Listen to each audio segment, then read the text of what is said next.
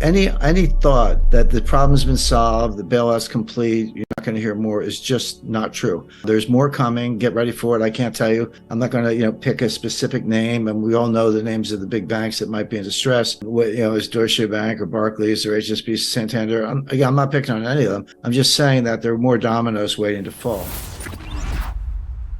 The really interesting part about this, and again, we can come back to the specifics, is that the dominoes falling is a good metaphor. It's, if you got 100 dominoes, the first one, they're all going to fall. That's just physics. So how do you stop that? How do you stop that crisis? Well, you truncate, you drop a steel wall between two dominoes, and this one hits the wall and this one's still standing. But that's the bailout. But the problem is each crisis tends to get bigger than the one before, which means each bailout gets bigger than the one before. My question that I'm wrestling with, are we now at the point where the needed bailout is bigger than the capacity of the central banks? That they've pulled all the rabbits out of a hat, played all their cards. And again, this goes back to what I did say about the Silicon Valley Bank rescue. It is the biggest bailout in history, and I can explain why. But if that's the case, and what else do they have? And then, so now we're dangerously close to the point where as the crisis gets worse, it's no longer, oh, gee, let's wait for the Fed to bail it out, or let's wait for the ECB to bail it out. You get to the point, I think we're there, where you say, no, these guys actually can't stop it. And you lose confidence in the currency itself. It's the dollar. The crisis is the dollar itself, and the euro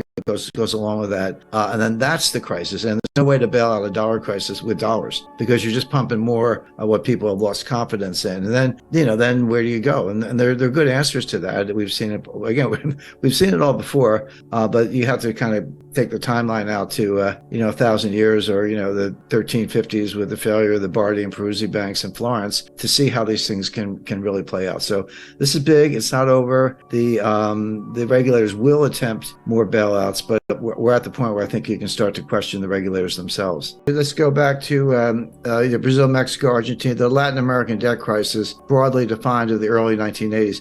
That played out, the intense phase lasted about 3 years, 82, 83, 84. It wasn't until 1990 that we got around to Brady bonds, which were the ultimate refinancing technique. But the intense period lasted about 3 years. Come forward to 1998, long-term capital management. That was about 3 months. That was July, August, September 1998. SVB was 3 days or less. It was like Wednesday, Thursday, Friday, and done. And I talked to a guy, no reason to mention names, but runs one of the largest endowments in the world. And he said, Jim, we moved, we were moving $8 billion out of Silicon Valley Bank, and we got the wire transfer request in, but we didn't know, because you have to close business Thursday. We didn't know until Sunday that the money was going to move. We got a confirmation on Monday. We didn't end up moving the money, but there was about a 48-hour period there from Friday to Sunday when no one knew that the wires had been completed. The recipients didn't have them. It was just in limbo, and and it worked out. One of the big crypto promoters, I forget the name, the particular name of the bank, but they backed one of the stable coins, actually it's USDC, had $3 billion in Silicon Valley Bank.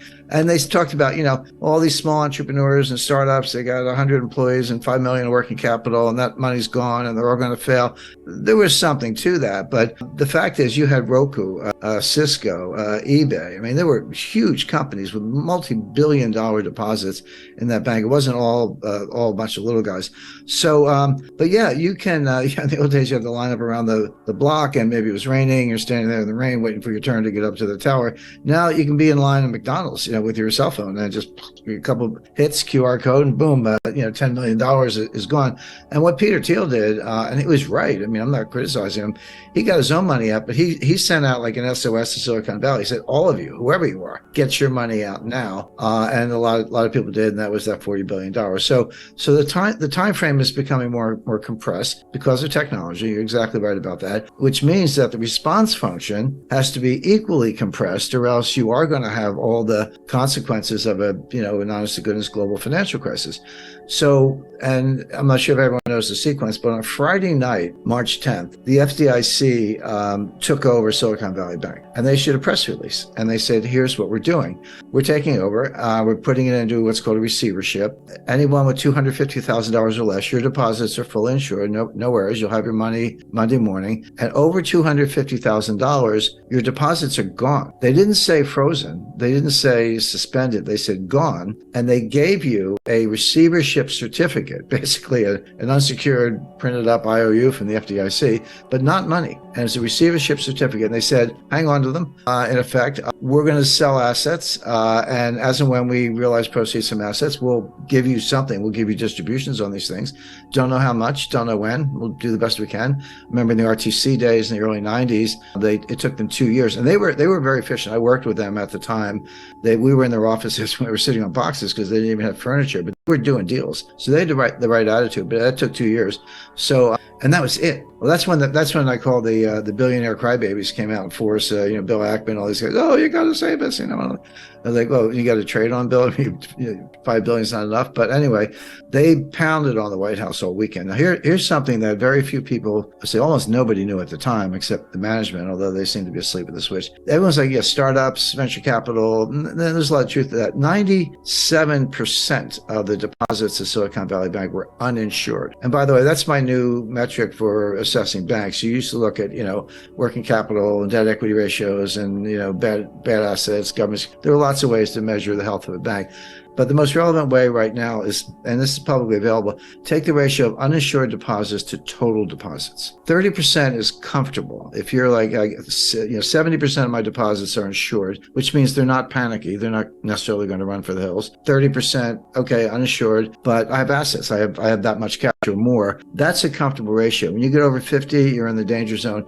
Well, Silicon Valley Bank was 97% uninsured, which meant all the money was going to run, and it did. So that's a way, if you're looking at these big banks or any institution or your own savings institution, to look at it. But Silicon Valley Bank was a climate bank. Were they investing in startups? Yes. Were they investing in technology? Yes. But these were climate. These were green new scam startups looking at battery technology, chemistry, physics, to try to make a better battery. But not much improvement in the battery in 200 years, but they're working on it. Wind turbines, other sustainable fuel alternatives, etc. Again, I'm not do that if you like, if that's your field of research, but so much is subsidized by the government and then further subsidized by Silicon Valley Bank. And that's where the assets were. That's where the loans were by and large. And so the White House is getting hammered, not only because of entrepreneurs, job losses, and by the way, we are in an election cycle here in the United States, but from the greenies who are extremely powerful. So that was Friday night. So Saturday, everyone's crying to the White House. Sunday night is 6 o'clock. By the way, mark that on your calendar. Sunday, 6 p.m. is when they tell you what they're going to do. 6 p.m. Sunday, November 12th, they came out on, March 12th, they came out on Silicon Valley Bank. The following week, 19th, that was Credit Suisse. And then the week after that, it was something else. But they always announce the collapse on Friday and they announce the relief on Sunday. So they have the weekend to work on it. But you got to be careful about 3-day weekends. Easter is an example. But so on 6 o'clock on Sunday, March 12th, 48 hours after the FDIC announcement, the government said, just kidding, the deposits are fine. They did a complete 180 under pressure from the Fed, the White House, et cetera. Even though FDIC did the right thing, legally, they said all the deposits are good, all of them, including my friend's $8 billion and somebody else's $3 billion, et cetera. And then they went further, and this is what I meant, Brian, by the biggest bailout in history. Jay Powell said to every member bank, not Silicon Valley, but every member of the Federal Reserve System, if you have underwater bonds, U.S. government securities, treasuries or certain mortgages, you can ship them to us. We will give you a loan at par value. We'll give you cash equal to par value, even though the loans are only worth 80 to 85 cents on the dollar. Because interest rates have been going up for over a year, the value of the bonds goes down. That's bond math 101. Rates up, bonds down, prices down. Rates go down, the prices go up. Well, the rates have been going up, so the prices are down. So these bonds are worth 80, 85 cents on the dollar. But here's the Fed saying, we'll give you 100 cents on the dollar for your 85-cent bond on a one-year loan. So the loan was important because it means they didn't actually sell them. It was collateral for a loan, except you're under collateralized. And the Fed's like, okay.